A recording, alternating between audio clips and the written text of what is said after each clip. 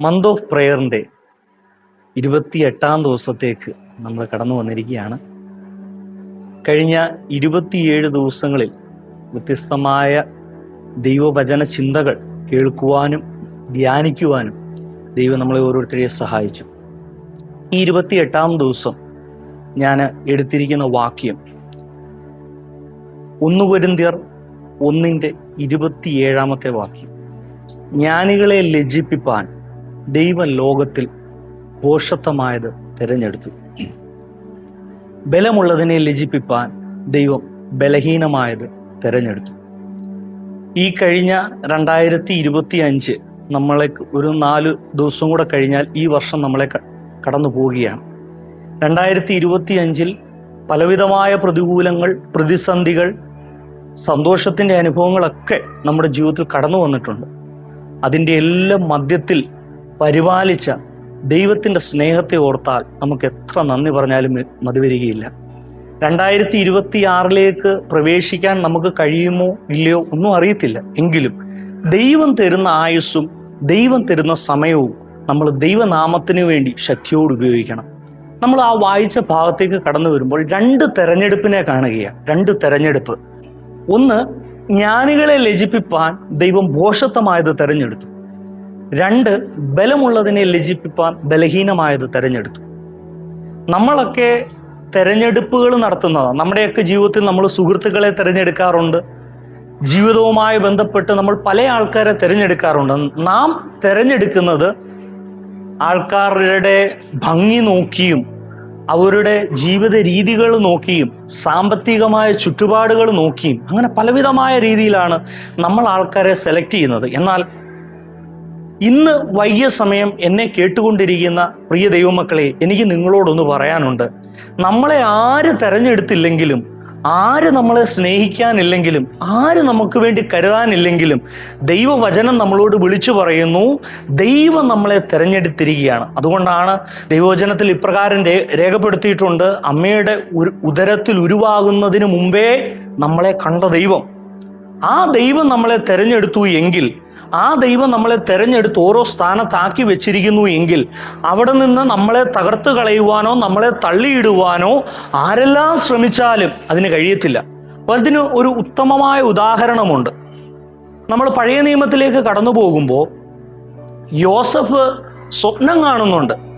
യോസഫ് താൻ കണ്ട സ്വപ്നം തൻ്റെ സഹോദരങ്ങളോടും തൻ്റെ മാതാപിതാക്കളോടും പറഞ്ഞു. കർത്താവ് കൊടുത്ത സ്വപ്നം താൻ തൻ്റെ കുടുംബത്തോട് ഷെയർ ചെയ്തപ്പോൾ അവരുടെ ഭാഗത്തു നിന്ന് അത്ര നല്ല ഒരു റിപ്ലൈ അല്ല യോസഫിന് ലഭിച്ചത്. ആ ദർശനം താൻ കണ്ടതുകൊണ്ട് തന്നെ തൻ്റെ ജീവിതത്തിൽ ഒത്തിരി പ്രതികൂലങ്ങൾ താൻ സഹോദരങ്ങളിൽ നിന്ന് നേരിട്ടു. പൊട്ടക്കിണറ്റിൽ തള്ളിയിട്ടു. അവിടെ നിന്ന് പൊത്തീഫറിന്റെ ഭവനത്തിലേക്ക് അവനെ വിറ്റുകളഞ്ഞു. പിതാവിനോട് സഹോദരങ്ങൾ ചെന്ന് കള്ളത്തരം പറഞ്ഞു. പലവിധമായ കാര്യങ്ങൾ നമ്മളവിടെ കാണുന്നുണ്ട്. യോസഫ് തീർന്നു എന്ന് സഹോദരന്മാർ ചിന്തിച്ചു. പക്ഷേ യോസഫിനെ പറ്റി ദൈവത്തിനൊരു ഉദ്ദേശം ഉണ്ടായിരുന്നത് കൊണ്ട് ആരെല്ലാം നിന്ദിച്ച് മാറ്റി നിർത്തിയപ്പോഴും ആരെല്ലാം തള്ളിക്കളഞ്ഞപ്പോഴും യോസഫിനെ കൊണ്ടുവരേണ്ട സ്ഥാനത്ത് കൊണ്ടുവന്ന ദൈവത്തിൻ്റെ ഒരു കരമുണ്ട്. അതേപോലെ തന്നെ നമുക്ക് ദാവീദിന്റെ ജീവിതത്തെ നോക്കുകയാണെങ്കിൽ, ദാവീദിന്റെ സഹോദരങ്ങളുടെ മുമ്പിൽ ദാവീദ് വലിയ മാന്യതയില്ലാത്ത ആളാണ്.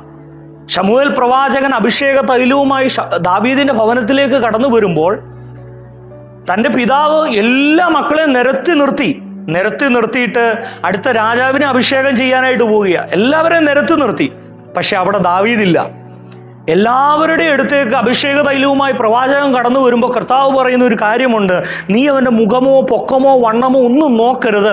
മനുഷ്യൻ കണ്ണിന് കാണുന്നത് നോക്കുന്നു, യഹോവയോ ഹൃദയത്തെ നോക്കുന്നു. ആരെ അഭിഷേകം ചെയ്യാനായിട്ട് പ്രവാചകനെ കർത്താവ് അനുവദിച്ചില്ല. ലാസ്റ്റ് പ്രവാചകൻ ചോദിക്കുന്ന ഒരു ചോദ്യമുണ്ട്: ഇനി ആരെങ്കിലും ഉണ്ടോ?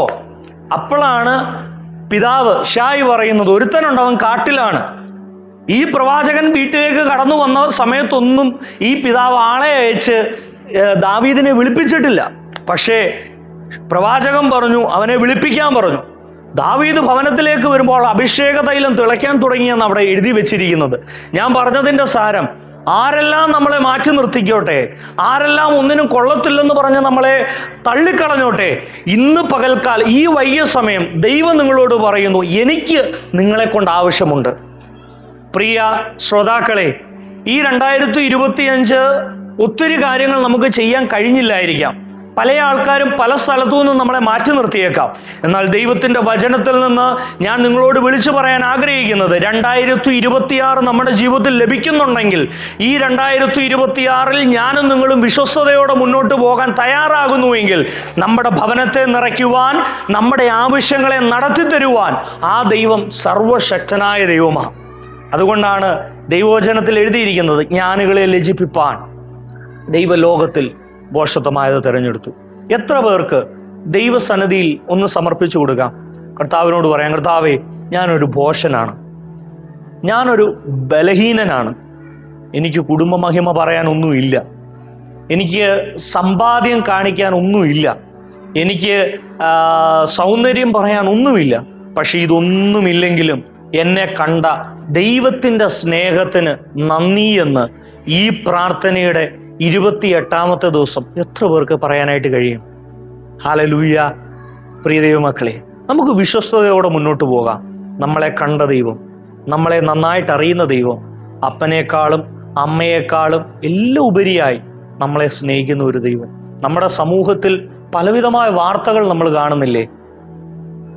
മക്കള് അമ്മയപ്പന്മാരെ കൊന്നുകളയുന്നു, അമ്മയപ്പന്മാർ മക്കളെ കൊല്ലുന്നു, പലവിധമായ അനർത്ഥങ്ങൾ നമ്മുടെ സമൂഹത്തിൽ കാണുന്നില്ലേ? ഇതെല്ലാം സംഭവിച്ചോട്ടെ, പക്ഷേ ദൈവത്തിന് നമ്മളെ ആവശ്യമുണ്ട്. ഈ വൈകിയ സമയം നമുക്ക് ദൈവകരങ്ങളിൽ ഒന്ന് സമർപ്പിച്ചു കൊടുക്കാം. നമുക്ക് ദൈവത്തോട് പറയാം, കർത്താവേ, അങ്ങേക്ക് ഇഷ്ടമുള്ളതുപോലെ, അങ്ങേക്ക് ഹിതമുള്ളതുപോലെ ഈ വരുന്ന 2026 എനിക്ക് ലഭിക്കുന്നുവെങ്കിൽ 2026 കർത്താവിന് വേണ്ടി ഓടുവാൻ, കർത്താവിന് വേണ്ടി അധ്വാനിപ്പാൻ കർത്താവിനെ സഹായിക്കണമേ എന്ന് നമുക്ക് എത്ര പേർക്ക് ദൈവസന്നിധിയിൽ പറയാൻ കഴിയും? അതുകൊണ്ട് ഈ പ്രാർത്ഥനയുടെ 28ാം ദിവസം നമ്മളെ തന്നെ ദൈവകരങ്ങളിൽ സമർപ്പിച്ചു കൊടുത്തുകൊണ്ട്, ദൈവവചനത്തിന് മുൻപാകെ നമ്മളെ തന്നെ താഴ്ത്തി ഏൽപ്പിച്ചുകൊണ്ട്, ഞാൻ ഒന്നുമില്ല ഏതുമില്ല എന്ന് പറഞ്ഞ് മുന്നോട്ട് പോകുവാൻ ദൈവം നമ്മളെ സഹായിക്കട്ടെ. ഒരു നിമിഷം ഞാൻ നിങ്ങൾക്ക് വേണ്ടി പ്രാർത്ഥിക്കുകയാണ്. പരിശുദ്ധനായ ദൈവമേ, സ്വർഗീയ നല്ല കർത്താവേ, നല്ല സമയത്തിനായി നന്ദി. ദൈവമേ, ഞങ്ങളൊന്നുമില്ല ഏതുമില്ല, ഞങ്ങൾക്ക് പറയാൻ ഒരു പുകഴ്ചയോ പ്രശംസയോ ഒന്നും ഞങ്ങൾക്ക് പറയാനില്ല. ഞങ്ങൾ നിന്നത്, ഞങ്ങൾ ഓടുന്നത് ദൈവത്തിൻ്റെ കൃപയും ദൈവം തരുന്ന ദാനവുമാകിയാൽ, ഞങ്ങളുടെ ആയുസ് ദൈവത്തിൻ്റെ ദാനമാകിയാൽ അടിയങ്ങളങ്ങേക്ക് നന്ദി പറയുന്നു. ദൈവമേ, ഈ 2025 4 ദിവസം കൂടെ കഴിയുമ്പോൾ ഞങ്ങളെ വിട്ട് കടന്നു പോകുന്നു. 2026 ഞങ്ങൾക്ക് ലഭിക്കുന്നുവെങ്കിൽ ആമേൻ, ഈ ഉള്ള 3-4 ദിവസം പ്രാർത്ഥനയോടെ ഒരുക്കത്തോടെ ഞങ്ങളെ തന്നെ കർത്താവിൻ്റെ കരങ്ങളിൽ സമർപ്പിച്ച് 2026 കർത്താവിന് വേണ്ടി ആമേൻ അധികമായി ഓടുവാൻ, അധികമായി അധ്വാനിപ്പാൻ ദൈവം ഞങ്ങളെ സഹായിക്കണമേ. ദൈവത്തിൻ്റെ ഉദ്ദേശം ഞങ്ങളോട് സംസാരിക്കുമാറാകണമെന്ന് പ്രാർത്ഥിക്കുന്നു. ആമേൻ. ദാവീദിനെ എല്ലാവരും മാറ്റി നിർത്തിയപ്പോൾ, ദാവീദിനെ രാജസ്ഥാനത്ത് കൊണ്ടുവന്ന ദൈവം എല്ലാവരും അപമാനിച്ചു തള്ളിക്കളഞ്ഞപ്പോൾ ആമേൻ ദാവീദിനെ രാജാവാക്കിയൊരു ദൈവം. അതേപോലെ തന്നെ യോസഫിനെ സഹോദരങ്ങൾ അവൻ മരിച്ചുപോയെന്ന് പറഞ്ഞ് ഉപേക്ഷിച്ചപ്പോൾ അവിടെ നിന്ന് തൻ്റെ സഹോദരങ്ങളെ സഹായിക്കത്തക്ക രീതിയിൽ യോസഫിനെ ഉയർത്തിയ ദൈവം, ആ ദൈവത്തിൻ്റെ കരങ്ങളിൽ ഞങ്ങളെ തന്നെ സമർപ്പിക്കുന്നു. വിശ്വസ്തയോടെ ജീവിപ്പാൻ ദൈവം സഹായിക്കും. പ്രാർത്ഥന കേട്ടതിനാൽ സ്തോത്രം, യേശുവിൻ നാമത്തിൽ തന്നെ ആമേൻ. ദൈവം നിങ്ങളെയെല്ലാം ധാരാളമായിട്ട് അനുഗ്രഹിക്കുമാറാകട്ടെ.